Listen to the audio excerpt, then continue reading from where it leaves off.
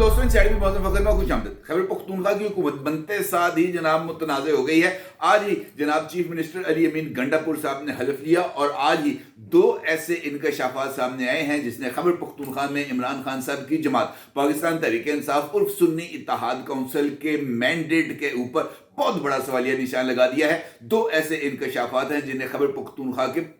पूरे इंतखाबी अमल और उससे हासिल होने वाले नताइज को धुंधला के रख दिया है। बताया यह जा रहा है कि ये जो इंकशाफात हैं ये ना सिर्फ आला तरीन सतह पर हुए हैं बल्कि मुख्तलिफ जमातों के उम्मीदवार जो इनको मुख्तलिफ तरीकों से इंतखाबी अमल से आउट किया गया था उनकी तरफ से पेश किए जाने वाले शवाहद की रोशनी में किए जा रहे हैं और इस हवाले से ठोस शवाहद की बुनियाद पर अब एक फोरेंसिक का अमल शुरू करने का फैसला किया जा रहा है। क्यों? ये एक बहुत इंपॉर्टेंट सवाल है। सवाल ये भी है कि वो कौन से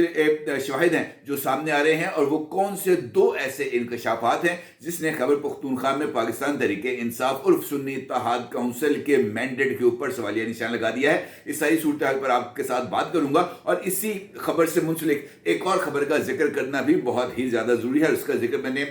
जो है ना वो इस वजह से भी जरूरी है कि ये दोनों चीजें एक दूसरे के साथ लिंक है। अगर इंतखाबी अमल पर बुलडोजर ना चलाया जाता तो आज अली अमीन गंडापुर साहब बतौर चीफ मिनिस्टर खैबर पख्तूनख्वा वो हलफ ना उठा रहे होते। इसलिए इन दोनों का जिक्र करना बहुत ज्यादा जरूरी है। खैबर पख्तूनख्वा के अंदर आज कायदे-ए-ईवान का इंतखाब था और कायदे-ए-ईवान के इंतखाब में जनाब अली अमीन गंडापुर साहब 90 वोट लेकर चीफ मिनिस्टर खैबर पख्तूनख्वा मुकर्रर हो गए और इसके साथ ही उनकी तरफ से एक खिताब सामने आया है, एक तकरीर सामने आई है जिसमें उन्होंने मेरी नज़र के अंदर दो ऐसी बातें की हैं जिसका जिक्र करना बहुत ही ज़्यादा ज़रूरी है। बाकी तो उनका अपना मैंडेट है, वो उसको जिस तरीके से मर्जी जो है वो इस्तेमाल करने की कोशिश करें। अलबत्ता दो चीज़ें हैं जिसका मैंने आपसे जिक्र किया कि वो बहुत ज़्यादा अहमियत की हमला है। नंबर 1 वो है 9 मई का वाक़या जिसके ऊपर अली अमीन गंडापुर साहब ने अपनी ही सूबे की पुलिस IG साहब को 1 हफ्ते का टाइम दिया है और उन्होंने कहा है कि आपके पास 7 दिन है। 7 दिन के दौरान वो तमाम FIRs जो किसी कॉन्क्रीट एविडेंस के बगैर हैं इनको क्वैश कर दिया जाए, इनको खत्म कर दिया जाए। अदरवाइज 7 दिन गुजरने के बाद, ये जो 7 दिन का टाइम है इसके लिए उन्होंने लफ्ज इस्तेमाल किया कि ये 7 दिन इस्लाह के लिए हैं। 7 दिन गुजरने के बाद सजा दी जाएगी। इसका मतलब यह है कि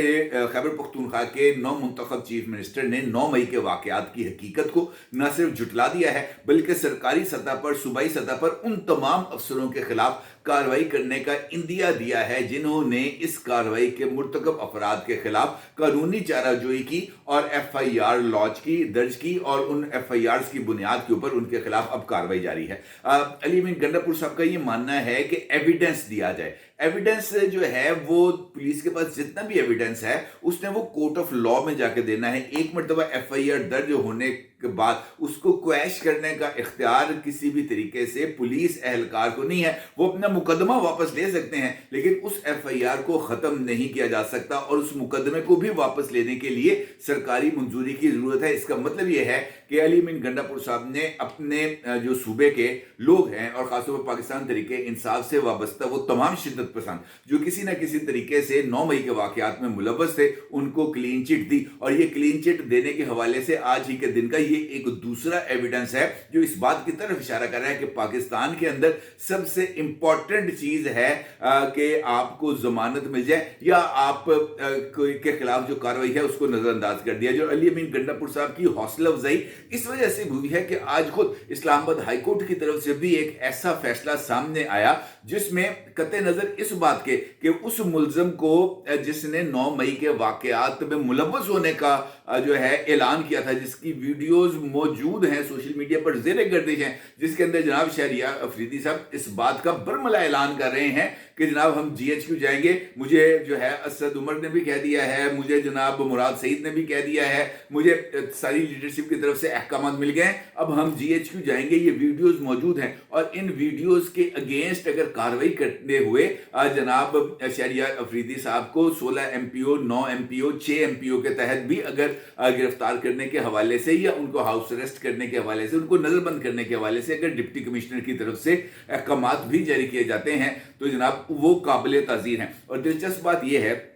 कि वो बंदा जिसको रियासत मुखालफ सरगर्मियों में मुलव्वस होने की बिना पर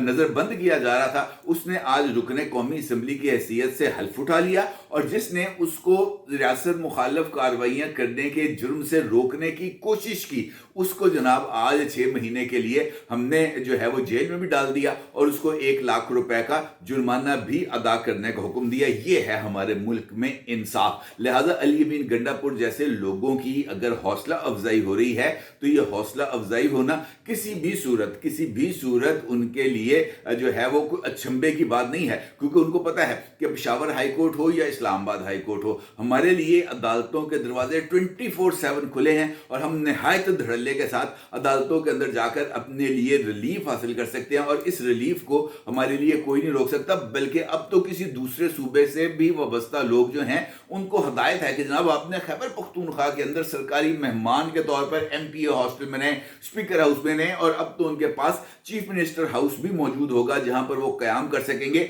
और उनको किसी तरह की कोई रोक टोक नहीं होगी। लिहाजा ये जो एक नई रवायत इस वक्त जन्म ले रही है, ये रवायत बहुत ही ज्यादा खतरनाक है। दूसरा इंपॉर्टेंट इशू जो जनाब अली अमीन गंडापुर साहब की तरफ से सामने आया है वो है इमरान खान साहब के हवाले से। इसके अंदर उन्होंने आज अपनी तकरीर में इमरान खान साहब के हवाले से इस बात का बाज़ाब्ता तौर पर जिक्र किया है कि इमरान खान का 9 मई के वाकयात समेत दीगर मुकदमात के ऊपर फेयर एंड फ्री ट्रायल किया जाए। अब वो जो फ्री एंड फेयर ट्रायल है वो कैसे किया जाएगा, अली अमीन गंडापुर साहब ने इस हवाले से रियासत के इदारों को ना डिक्टेट किया है, ना ही उनको हदायत की है, ना ही उनको इस बारे में किसी तरह की कोई रहनुमाई पेश की है कि जनाब आपने इस रास्ते पर चलते हुए इमरान खान साहब का ट्रायल करना है और इमरान खान साहब को जो है वो आपने बरी करना है। और ट्रायल के साथ साथ शुक्र है कि अली अमीन गंडापुर साहब की तरफ से ये हुक्मनामा मौसूल नहीं हुआ कि इमरान खान साहब को कतई तौर पर बरी किया जाएगा।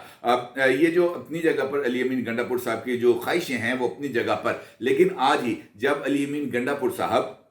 जो बतौर चीफ मिनिस्टर इलेक्शन लड़ रहे थे, उसी मौके पर उसी असम्बली में जहां पर वो मौजूद थे वहां पर मुस्लिम लीग नून से ताल्लुक रखने वाली खातून रुकने असम्बली सोबिया साहबा, जिन्होंने कल घड़ी दिखाई थी और घड़ी दिखाने के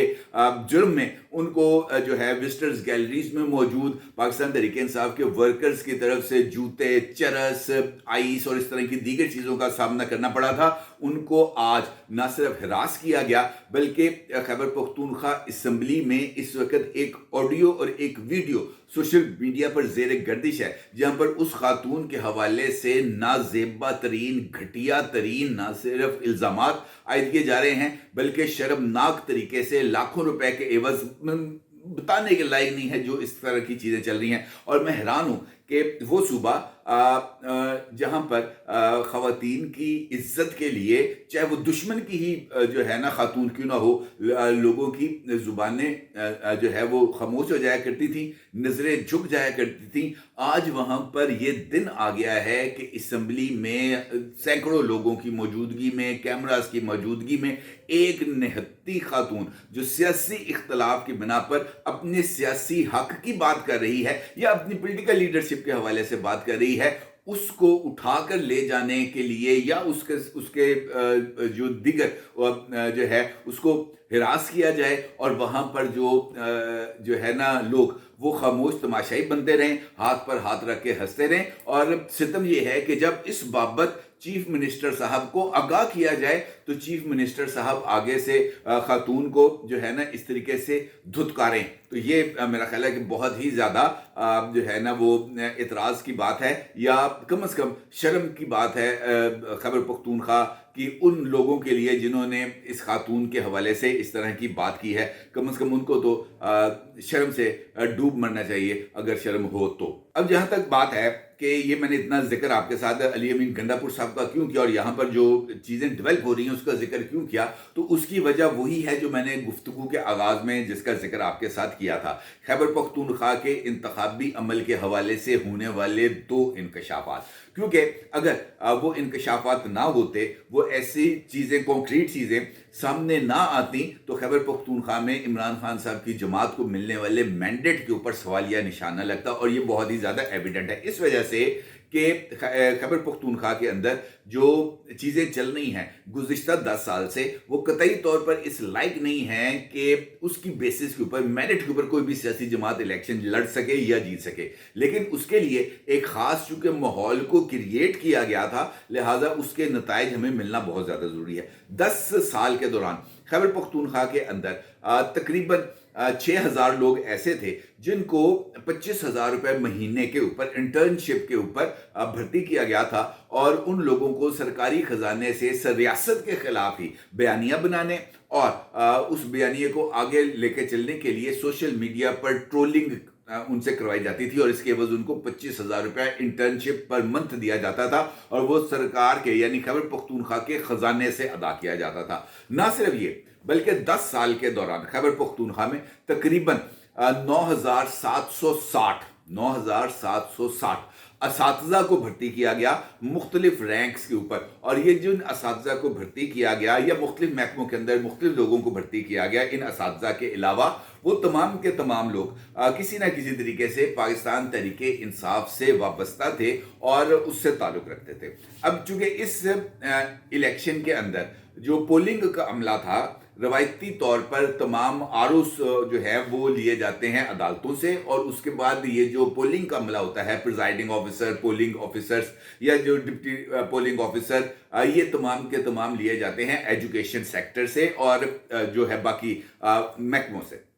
उनको 3 दिन की ट्रेनिंग दी जाती है और उसके बाद उनसे काम चलाया जाता है। मौजूदा सूरत हाल में चूंकि इस मरतबा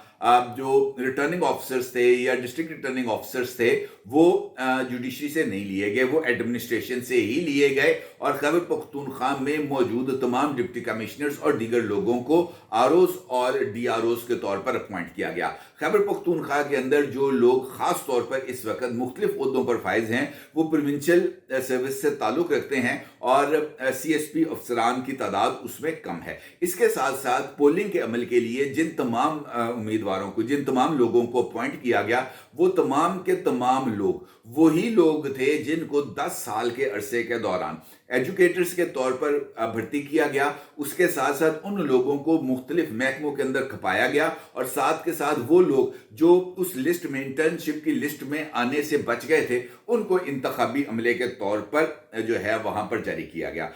मौलाना फजलुर रहमान साहब मुख्तलिफ मौके पर और आज भी नवाज शरीफ साहब के साथ होने वाली मुलाकात में मौलाना ने इस बात का बाज़ाब्ता तौर पर जिक्र किया गया है कि मेरे मैंडेट को चुराया गया। मौलाना साहब का जो मैंडेट है ज्यादातर वो पंजाब में नहीं है, वो सिंध में नहीं है। मौलाना साहब का मैंडेट है बलूचिस्तान में या खैबर पख्तूनख्वा में। इस मरतबा बलूचिस्तान में मौलाना साहब को 2018 के मैंडेट के निस्बत या उससे पहले 2012 के मैंडेट के निस्बत ज्यादा मैंडेट मिला है, जबकि खैबर पख्तूनख्वा में वो मैंडेट जो उनको 2018 से मिला था उससे भी कम सीटें मिली हैं, जिस पर मौलाना साहब का ये मानना है कि मेरे मैंडेट को चुराया गया। और इस हवाले से वो मुख्तलिफ लोगों का जिक्र करते हैं, खास तौर पर वो 2 हलकों का जिक्र करते हैं जहां पर एक उम्मीदवार जिसका ताल्लुक स्वात से था वो घर में सोया हुआ था, इलेक्शन से दस्तबरदार हो चुका था, उसको सोए उठाया गया और उसको बताया गया कि पाइंदू से जीत गए हो, चलो आओ चलिए जाके भंगड़ा शिंगड़ा पाइए। और ये बात वो मुख्तलिफ हलकों के अंदर वाज़ेह हुई है। और खासतौर पर मौलाना साहब ने इस बात का भी जिक्र किया था